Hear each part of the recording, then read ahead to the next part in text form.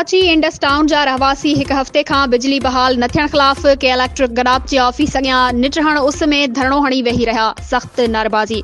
तफ़सील मूजिब Karachi Indus town जा समें रहवासी इंडस विलेज अॻवाणनि अली गुलाम भंभरो, अब्दुल कादिर डेपर, इमरान सिप्रो, नूर मोहम्मद अबड़ो, अली नवाज़ गबोल, साजिद राजपर शान तुनियो, अहमद चना ऐं ॿियनि जी अॻवाणी में हिक हफ़्ते खां बिजली बहाल न थियण करे के इलेक्ट्रिक गडाप जे मेन दफ़्तर अॻियां समें ॻोठाणा निट हण उस में धरणो हणी मेन रोड खे ट्रैफ़िक लाइ बंदि करे छॾियो। इंतज़ामिया ख़िलाफ़ सख़्त नारेबाज़ी कई वई।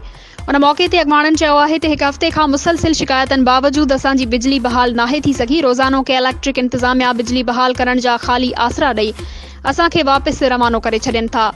GM अब्दुल कुदूस मेमण जेको हिकु राशी ऑफिसर आहे, हुन कहर जहिड़ी गर्मी में असांजा बचड़ा सख़्त परेशान आहिनि। घरनि में पीअण जो पाणी कोन्हे। सहरी ऐं इफ़्तारी में असां सख़्त ॾुखियाईनि खे मुंहुं ॾेई रहिया आहियूं।